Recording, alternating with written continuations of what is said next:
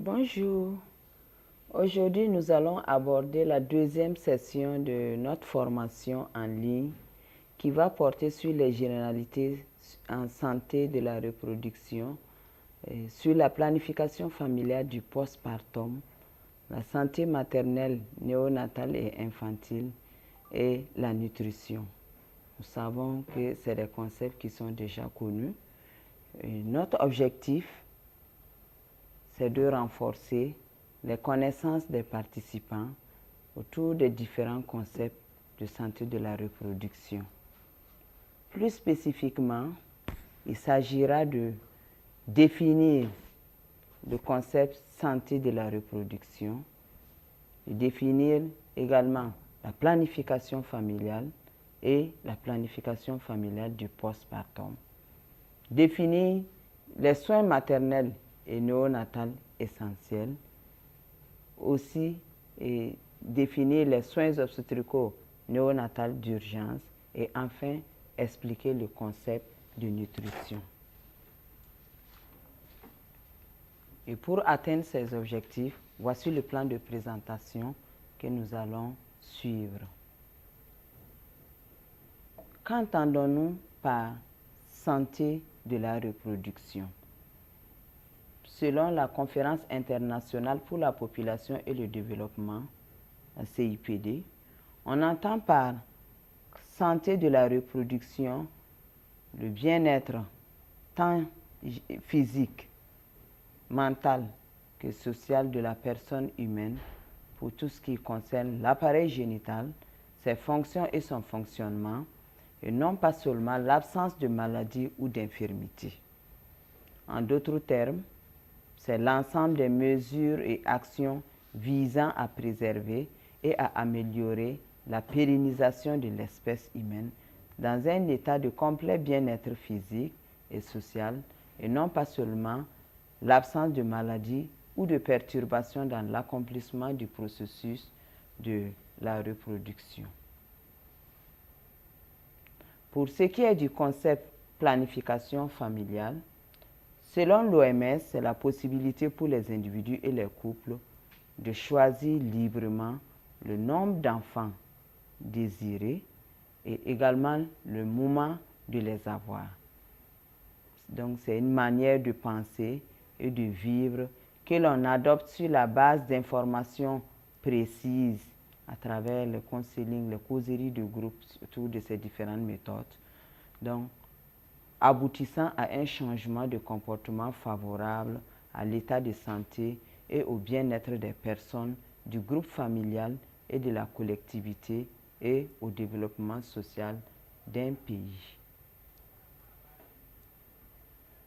Elle est définie par le ministère de la Santé du Burkina Faso comme étant l'ensemble des mesures techniques, psychologiques, éducatives qui permettent aux couples et aux individus d'atteindre certains buts en fonction de leurs possibilités et de leurs désirs, de favoriser les naissances désirées, d'espacer les naissances, d'éviter les grossesses non désirées et de déterminer le nombre d'enfants qu'ils souhaitent pour constituer une famille.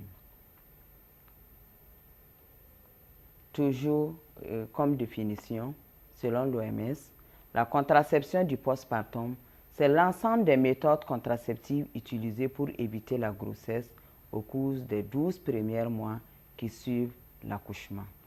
Donc, cela veut dire toute méthode utilisée au cours de cette période est considérée comme une contraception du postpartum.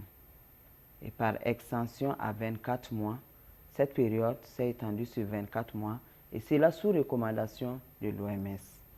Elle est axée sur la prévention des grossesses non désirées ou trop rapprochées durant cette période. Cette contraception du postpartum est l'initiation et l'utilisation des méthodes de PF durant les 24 premiers mois après l'accouchement, selon les différentes périodes cruciales que sont le post-placentaire, où là, on offre une méthode contraceptive dans les 10 minutes qui suivent l'expulsion du placenta. Donc, ça veut dire que la méthode est offerte nette dans les 10 minutes après la sortie du placenta. Le postpartum immédiat dans les 48 heures qui suivent l'accouchement, une période où la femme aussi peut bénéficier d'une méthode contraceptive. Le postpartum tardif qui va de 48 heures à 6 semaines après accouchement. Et enfin le postpartum prolongé qui va de 6 semaines à 2 ans après l'accouchement.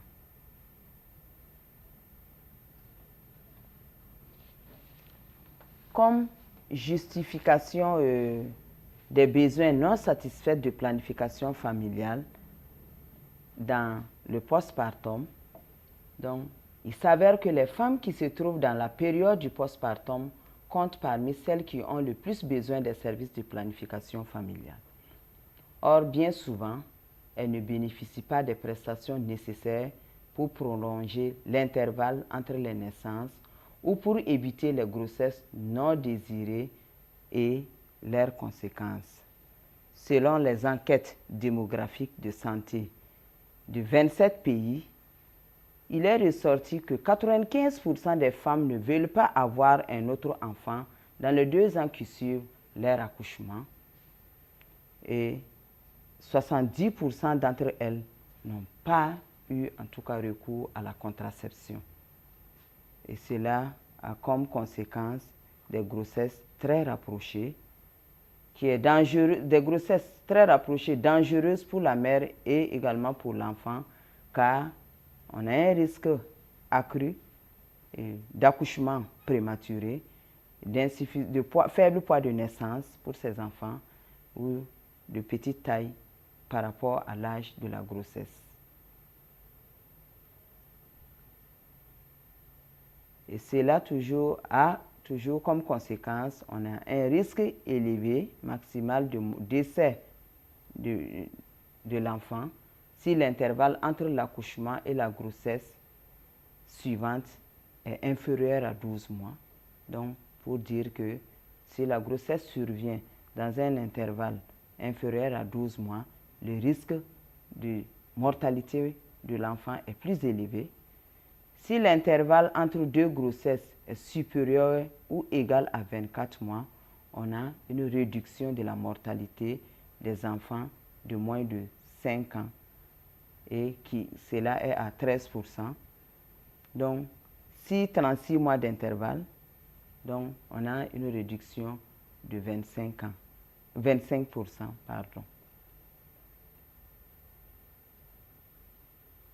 Il faut savoir que la planification familiale du postpartum s'adresse aux femmes qui se trouvent dans la période du postpartum et qui veulent avoir d'autres enfants. Donc, qui veulent avoir d'autres enfants, on est dans un contexte d'espacement des grossesses. Et à celles qui ont le nombre de grossesses désirées, souhaitées, et on est dans un contexte de prévention des grossesses. La contraception du postpartum se base sur les éléments ci-dessus. Il y a la décision de la femme en matière de procréation. C'est un principe également qu'il faut suivre. Et toute femme en postpartum devrait recevoir son option en matière de procréation pour savoir si elle est dans espacement de grossesse ou prévention de grossesse. La période également d'infécondité du postpartum, cela doit être connu. Moins de 6 semaines en absence d'allaitement. Donc la première ovulation peut survenir aux environs de J45 du postpartum. En cas d'allaitement exclusif, la période peut être plus longue, mais sachez qu'on ne peut pas prévoir le retour de la fécondité. La méthode d'allaitement maternel, donc méthode maman, est efficace à 98%.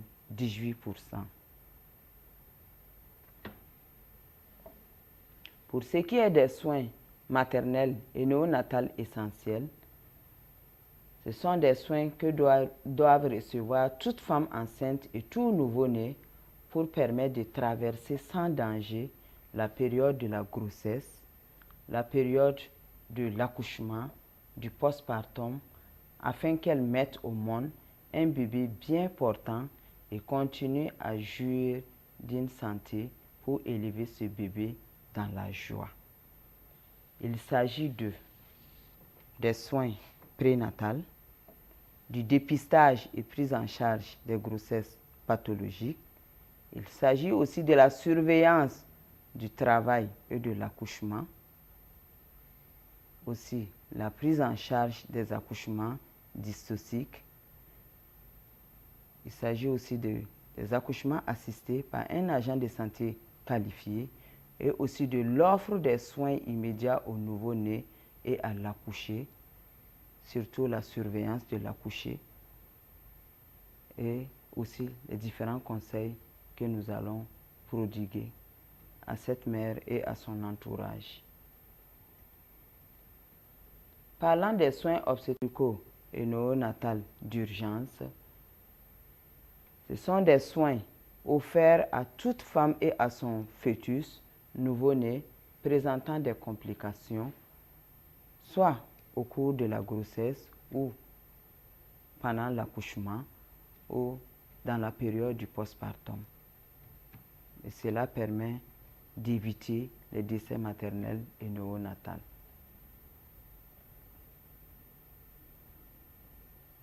Comme fonction clé des SONU, nous retenons au niveau SONU de base cette fonction, à savoir l'administration d'antibiotiques par voie parentérale, l'administration d'utérotonique par voie parentérale, l'administration d'anticonvulsivants également par voie parentérale, l'extraction des produits résiduels de la contraception, soit par option amio, aspiration manuelle intra-utérine, ou l'administration du misoprostol. Il y a la délivrance artificielle, les accouchements par voie basse avec assistance instrumentale, donc l'usage de la ventouse et la réanimation du nouveau-né.